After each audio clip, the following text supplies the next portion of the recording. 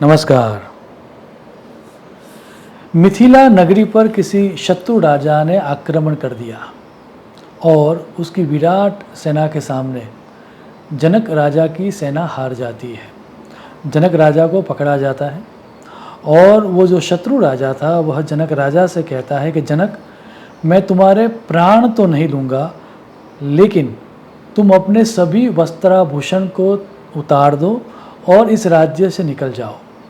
जनक जी सभी वस्त्राभूषण को निकाल देते हैं और सिर्फ कटी प्रदेश पर एक छोटा सा कपड़ा रह जाता है। अब जनक सोचते हैं कि बाहर निकल के कोई ना कोई नागरिक तो हेल्प कर ही देगा, लेकिन विजयी राजा ने फिर से ऐलान किया कि जो जनक को किसी भी तरह की हेल्प, इवन पानी भी देगा, उसको प्राण दंड मिलेगा, उसको मृत्यु दंड मिलेगा। कई दिनों तक विदाउट फूड एंड शेल्टर जनक चलते चलते अपने नगर से बाहर निकलते हैं। बाहर एक अन्न क्षेत्र दिखाई देता है। जो बची कुची एनर्जी थी वो निकाल के वो दौड़ के वहाँ पर पहुँचते हैं। जब वो पहुँचते हैं तो अन्न क्षेत्र का दरवाज़ा बंद हो जाता है, क्योंकि अब उस अन्न क्षेत्र में किसी भी तरह का भोजन बचा ही नहीं था। एक भिक्षुक की तरह जनक राजा रिक्वेस्ट करते हैं कि कुछ भी दे दो चलेगा। तो जनक राजा की रिक्वेस्ट को देखकर दया आकर वो जो अन्न क्षेत्र का मालिक था, वो कहीं से बचा कुचा कोई चावल था, वो जनक राजा को उनके हाथों पर देता है। इतना ही चावल बचा था। वो अपने हाथों पर रखा हुआ चावल अभी खा ही रहे थे कि अचानक कहीं से कोई चील आ जाती है, ईगल आ जाता है और वो आक्रमण करता है। पूरे का पूरा जो चावल था वह धूल में बिखर जाता है। हे भगवान, ऐसा करके जनक चिल्लाते हैं और चिल्लाने से उनकी आंखें खुल जाती हैं और वो अपनी चारों ओर देखते हैं। वो अब भी राजमहल में ही थे। उनकी चिल्लाने की आवाज़ इतनी ज़्यादा थी कि पूरे का पूरा राजमहल उनके आसपास इकट्ठा हो जाता है। जनक जी अभी भी बेड पर सोए हुए हैं, लेकिन उनकी हार्ट बीट्स बहुत बढ़ चुकी है। शरीर पानी पानी हो चुका है और वो अपनी सीलिंग की तरफ ताकते हुए सोचते हैं, सच क्या है? अभी ये जो मैं देख रहा हूँ कि मैं राजमहल में हूँ, ये सच है? या अभी अभी जो मैंने एक्सपीरियंस किया कि मैं भिक्षुक हूँ, वो सच है?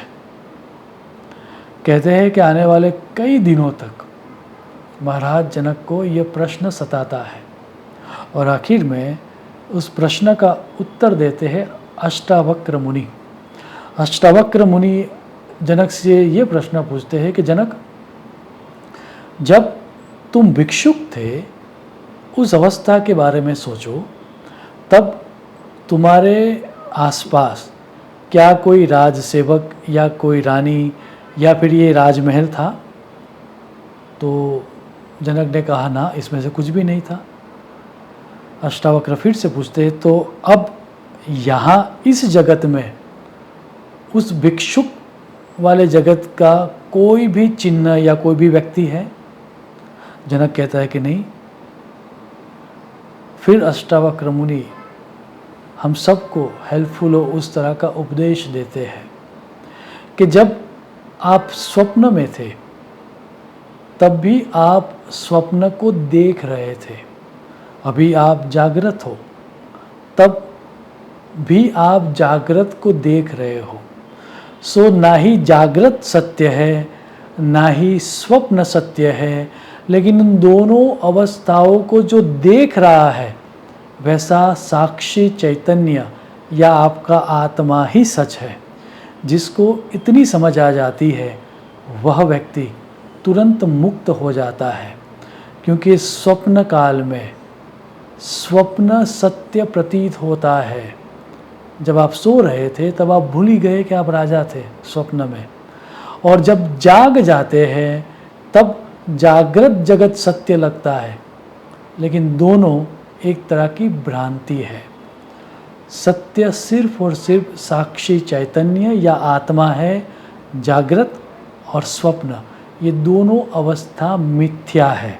और यही बात को समझाता हुआ यह अष्टावक्र गीता का श्लोक कह के मैं मेरी वाणी को विराम दूंगा। आत्म साक्षी विभु पूर्ण एको मुक्त चिद क्रिया असंगो निष्पृह शांतो भ्रमत संसार वाणिव। अब सभी अवस्थाओं में हम इस तरह के साक्षी चैतन्य को देख पाए, उस तरह की समझ, उस तरह की अंडरस्टैंडिंग हमको प्राप्त हो, ऐसी ईश्वर को प्रार्थना करते हुए मैं मेरी वाणी को विराम दूंगा। शुभम भवतु। प्रणाम।